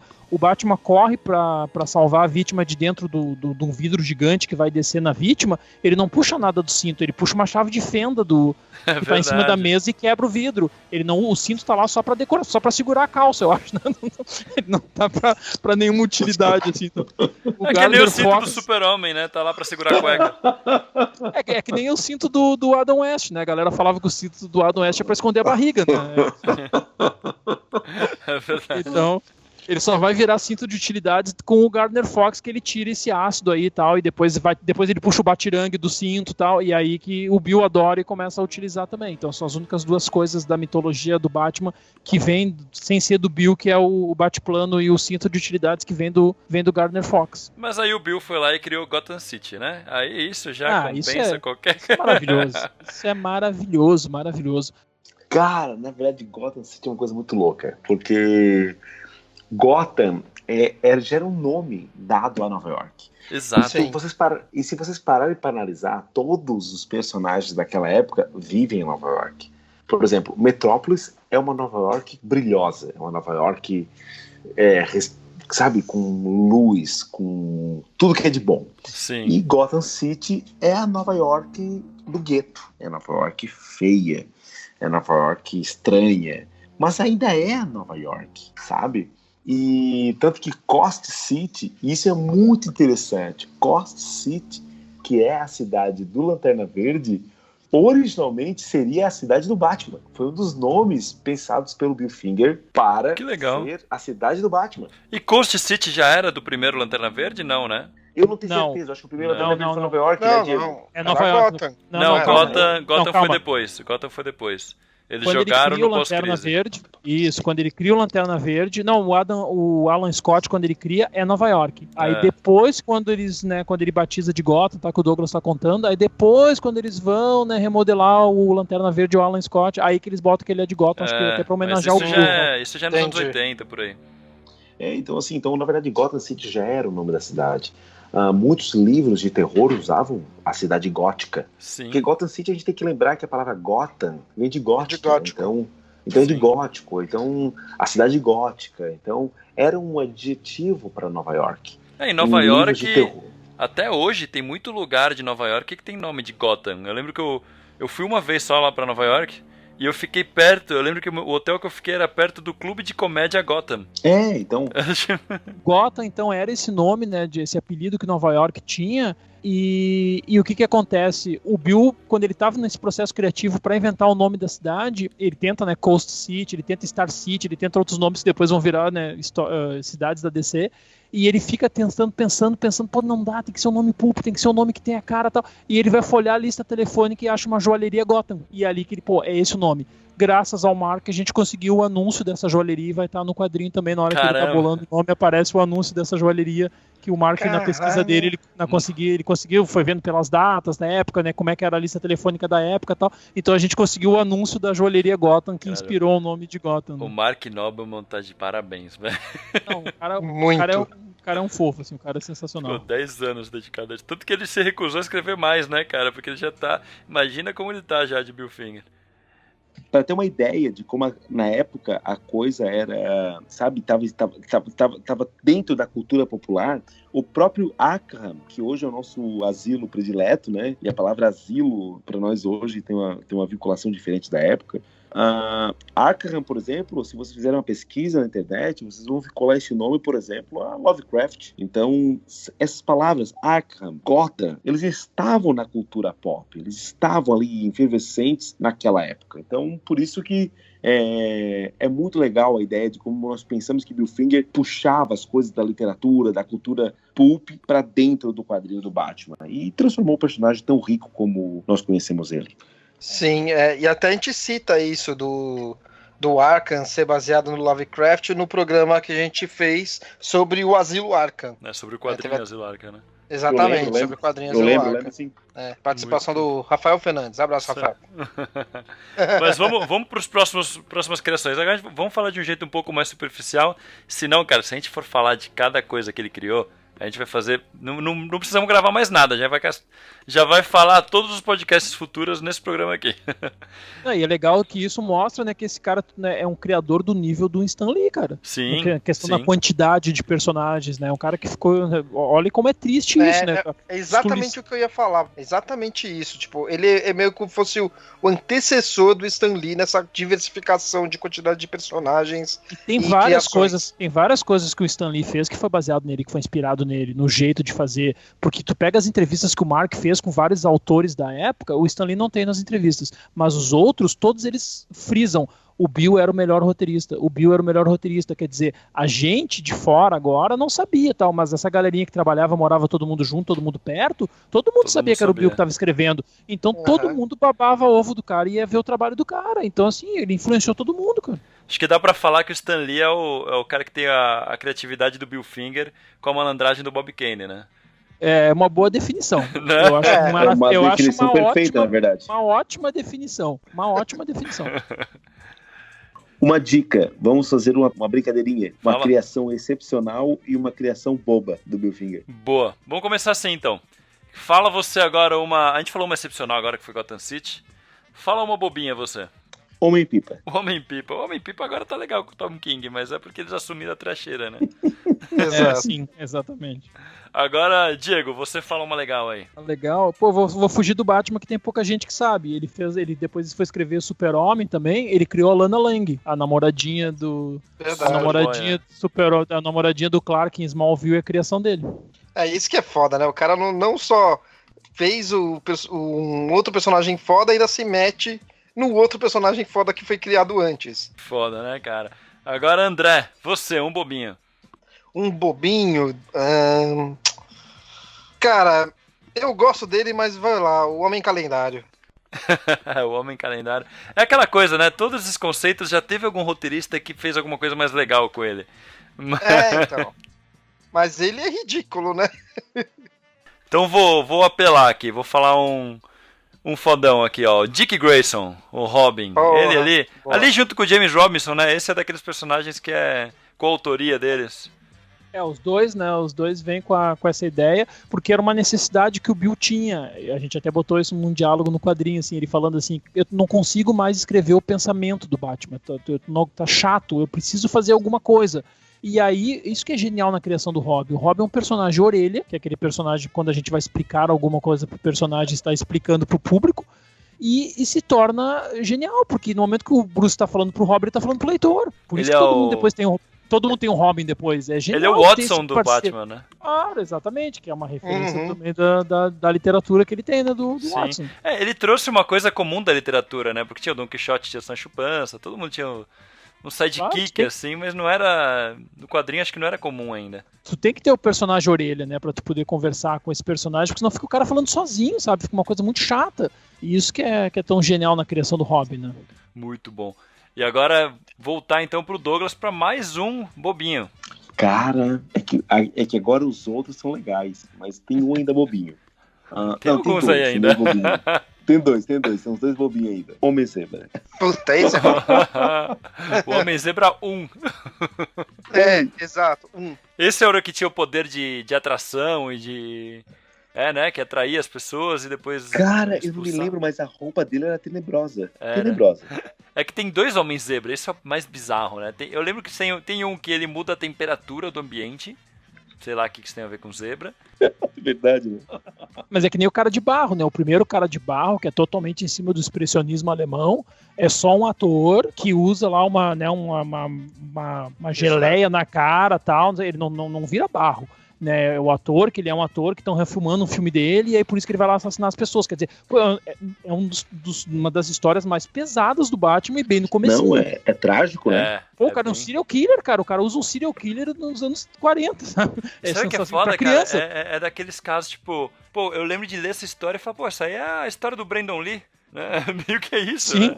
Ele muito... mata um cara exatamente do jeito que mataram lá o filho do Bruce Lee, trocando bala por bala real. É muito louco, assim, tu imagina que isso na época era oficialmente pra criança. Sim. O cara me cria um serial killer que mata os atores, assim, tu fica, cara, como é que os caras fizeram isso, meu? E aí depois, anos depois que eles resgatam o personagem, faz depois dele ter virado, né, um cara de... Aí viram, né, um homem de barro, tal, não sei o que, então vai ter, né, essas mudanças, mas o primeiro personagem dele é bem pesado. É bem louco. Vamos fazer então, ó, essa aqui é a rodada final. André, fala um aí, não precisa ser trash, pode falar um aí que você acha legal. Putz, cara, tem tantos aí, fica até um pouco difícil. mas eu acho que eu vou com o Espantalho. Pô, Espantalho, cara. Espantalho é muito importante pra afirmação desse lado trevoso do Batman, né? Do medo, essa total. coisa toda. E duas coisas do Espantalho, né? Também baseado em literatura, né? Totalmente inspirado no conto, né? Do Cavaleiro Sem Cabeça no Brasil, a tradução, né? E tanto é que o sobrenome é o mesmo sobrenome, né, do livro e tal. E também é um personagem que ele só aparece nessa história do Bill e vai ser resgatado décadas depois, né? Ele some dos quadrinhos e ele vai voltar só depois lá dos anos 60, 70 que ele volta. Ele volta direto pros Super Amigos, praticamente. Pode ser. Pode crer. Legião do Mal. O Hugo Strange também, né? Que eu sempre achava que o Hugo Strange, na minha cabeça de criança, eu achava que o Hugo Strange era uma criação do Dennis O'Neil, porque o Dennis usa muito ele. Não, é criação do Bill lá no começo também. O Hugo Strange é dos primeiros vilões do Batman. Ele era um vilão. Primeiros vilões do Batman. Esse era recorrente, inclusive, né? Minha memória me traiu, eu achei que era coisa dos anos 70, agora na pesquisa que eu fui ver, disse, não é não. Tem vários assim, né, cara, que a gente nem vê direito.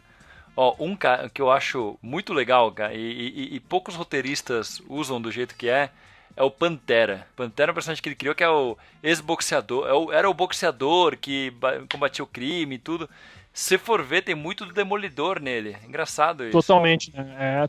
Aí tu vê, né, o Stan Lee, o Stan Lee fã do Bill Finger. Exato, exatamente. E, cara, tem muito mais personagens. Pode ficar até amanhã. Ó. Galera da máfia, o Sol Moroni, Anthony Zucco. Dá pra puxar aqui o Mariposa Assassina, o próprio Coringa, né? Que também é que nem... Você falar o Pinguim, o Charada. Pinguim, Charada... Na hora do Coringa a gente teve um probleminha pra fazer o roteiro, porque assim, né, o Jerry bate o pé, diz que foi ele que criou. Sim. O Gardner Fox e não lembro quem mais também da antiga Pesadão que o Mark entrevistou falou que não, que tinha sido o Bill. Aí eu, Douglas, o que a gente faz? Ele disse, vamos achar uma solução aqui que a gente não se queime, né? O que a gente fez? A gente fez os dois discutindo e fazendo um brainstorming, sabe? Tipo assim, a parte que o Jerry disse que foi ele que fez tá lá no roteiro, a parte que o Bill disse que foi ele que fez tá lá no roteiro. Então ninguém vai poder dizer que a gente se enganou. A gente botou e provavelmente foi por aí mesmo, né, cara? Exatamente, provavelmente foi aí que aconteceu, né? O Jerry traz o desenho da carta, né, e fala, eu quero fazer isso. O Bill vem com duas coisas. O Bill vem com O Homem que Ri, né, que é um filme, né, do expressionismo também e tal, baseado na risada do ator do filme, mais um pôster que tinha lá num parquinho desses parquinhos bem decadente aí, tal, do que o Coringa adora se esconder. Tinha um pôster lá em Long Island lá, e aí também a gente também conseguiu o pôster através do Mark e tal. Então tem essa mistura dos dois, assim, né? O Jerry vem com a carta mesmo, mas o Bill também traz essa coisa do expressionismo alemão e desse pôster do parque de diversões que tinha lá perto de Nova York. Então tem essa mistureba pra lançar o Coringa, né? Mas o Jerry bate pés que foi ele que fez sozinho. Sim, lá no Mansão Wayne a gente tem uma coluna que o Juliano escreveu sobre a controvérsia da criação do Coringa, né? Vou até colocar o link no post, que é muito legal. E tem uma pérola, link a um comentário do nosso amigo também, Luiz Máximos, que teve o prazer de conhecer o Jerry Robinson, passou uma tarde inteira batendo papo com ele aqui no Brasil. E ele coloca lá que o Jerry Robinson passou lá, ficou contando pra eles da criação do Coringa e do Robin e tal, e ele fala que foi ele que criou mesmo. Mas uma coisa, todo mundo tá de acordo. Bob Kane era um safado, né? Sim. Eles colocam isso. Sim. Pô, cara, e tem milhões de personagens. Então, velho, se você que tá ouvindo não conhecia essa história toda do Bill Finger, ou mesmo conhecia, mas quer saber mais detalhes, a gente vai deixar aí no post o link pro Catarse, pro projeto aqui que esses nossos queridos convidados estão fazendo aqui. A gente tem o prazer de estar prestando uma consultoria, discutindo alguns pontos com eles. Então a gente vai deixar aí o link do Catarse. E eu quero agora que vocês falem um pouquinho desse projeto, quais são as metas, como que faz para apoiar. É o seguinte, o link é bem simples, né? É www.catarse.me/Finger, né? 2019. Vai estar a descrição aqui no post. Lá tem várias formas de apoiar, né? Tem desde apoiar apenas o nome na lista de apoiadores, como o próprio quadrinho, que é uma ideia de pré-venda, e também tem algumas outras recompensas, que aí vocês podem escolher ali. A questão é que desde a primeira recompensa nós vamos estar mandando um pôster, que inclusive eu acho que vai até como arte aqui do podcast, que é um trabalho feito pelo Robert Santos, com arte do Robert Santos, com cores do Igundi Jorge, que é o Bill Finger com todas as suas principais criações, né? Então esse vai ser um print que nós vamos mandar para todos os apoiadores. Então a ideia, na verdade, é nós lançarmos na Comic Con Floripa, que vai acontecer no dia 8 e 9 de junho de 2019, em Florianópolis. E para quem não vier para Florianópolis, né, a gente vai mandar por correio o quadrinho. Ele vai ter em torno de 130 páginas, tá? Vai ser um quadrinho bem robusto, com qualidade gráfica muito boa mesmo, sabe? Assim, capa cartão, papel crochê fosco.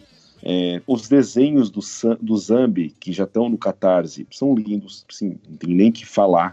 É um trabalho maravilhoso do Zambi, que já é um artista renomado. E o roteiro que o Diego está fazendo e que eu estou tendo a oportunidade de co-participar, né? Estou bem, realmente, num segundo plano, mas com muita honra, porque o Diego está com uma sensibilidade muito grande, ele está muito afinado, tudo que está escrevendo lá.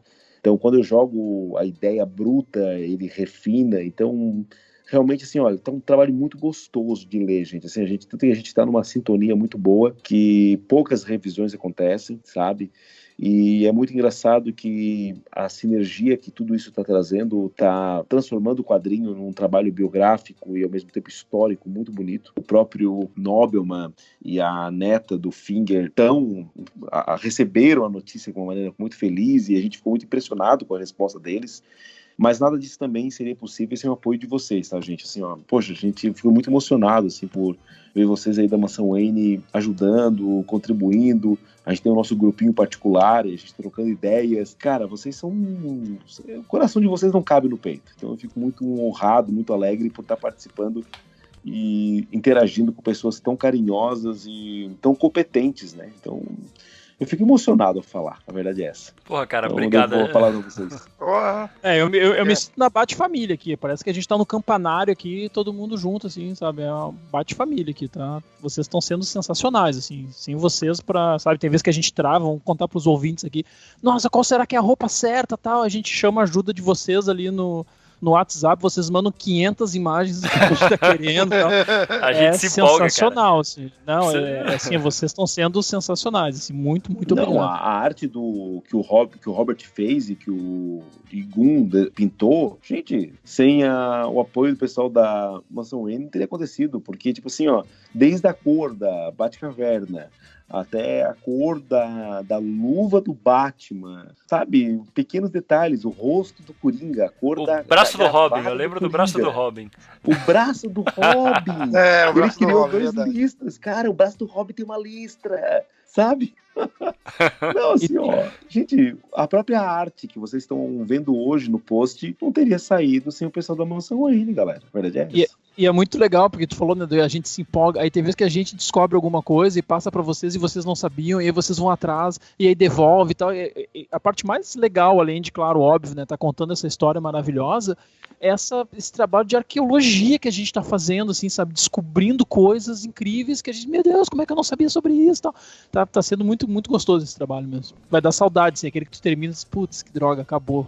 Pô, sensacional, cara. Vou te falar que pra gente é uma honra estar participando desse projeto.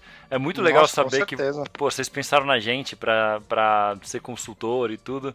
Porque, velho, se a gente faz Mansão Wayne, é porque a gente gosta de pesquisar o assunto e discutir ele. Tipo, a gente não ganha nada ainda com isso. E a gente faz por puro amor ao personagem e a tudo que ele representa. Então, porra, ver que vocês estão fazendo um projeto desses e que chamaram a gente é bem emocionante, é bem legal, cara. Sem palavras, assim, tipo, poxa, eu digo que o Douglas falou que, eu fiquei emocionado de estar aqui, pô, eu fiquei emocionado de ouvir tudo isso, sabe, que é um projeto que eu e o Carlos, a gente iniciou tem alguns anos atrás e vem, tipo, crescendo, vem tendo bastante repercussão, a gente faz coisas que a gente gosta, a gente estuda pra caramba pra fazer algumas coisas, os programas e tal, e poxa, é muito legal, porque vocês são pessoas que estão pesquisando a fundo o cara que criou tudo que a gente gosta, né? E vocês munem a gente também de muita informação. Então tá sendo uma troca muito legal.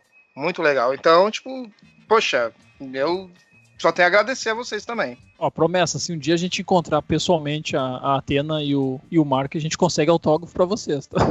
Porra!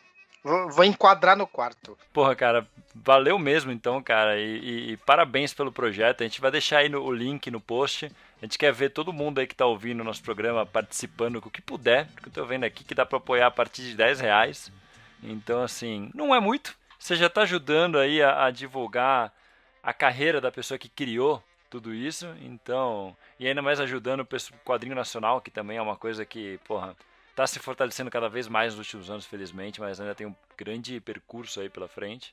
E então, isso aí, galera. Entrem lá no link do Catarse, vai ter um link explicando o projeto.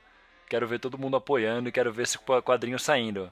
Ô Diego, aproveita e passa o link, qual é o perfil do Instagram das tirinhas que tu e a tua filha são protagonistas, cara. Então, a gente, na verdade, não é a gente, né? É uma brincadeira, assim, né? Eu e o Fábio, que é um grande amigo meu, foi meu aluno na faculdade, então a gente criou uma tirinha que se chama Fanboy e Garota Sincera, que é um pai nerd, uma filha nerd, só que o pai é sem noção, né? Totalmente fanboy, e a menina é pé no chão, né? Ela dá nos dedos, ela diz, não, o filme é ruim, sabe? Tipo, Liga da Justiça é muito ruim.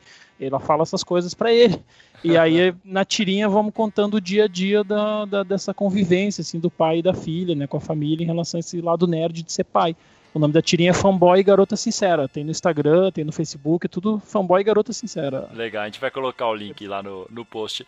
Ele tá falando essa história do Garota Sincera e do pai nerd como se fosse algo fictício, mas não é, tá? Quero deixar bem claro, o Diego é o pai nerd e a filha dele é a menina sincera. Tá bom. Tá, então assim, quem escuta o podcast, talvez achando, olha, uma obra de ficção. Não, é mentira, é autobiográfico. Tá bom. Claro, fica o registro. Ele tá tentando se esquivar, mas é mentira, tá? Assim, não, tem várias tirinhas que são reais, é verdade, mas nem todas. Tipo 80%, 90%, Diego, talvez. É, mais ou menos. Muito tá bom, depois eu vou ler isso aí. O Douglas comentou aí da Floripa Comic Con. Eu vou ter a honra de estar lá, né? Então, quero ver vocês também lá na plateia, fazendo pergunta, falando sobre Batman, falando sobre Bill Finger. Quero agradecer novamente vocês, o Diego e o Douglas, por participar. O Zambi não veio, mas, porra, mandar um abraço pra ele também. E é isso aí, cara.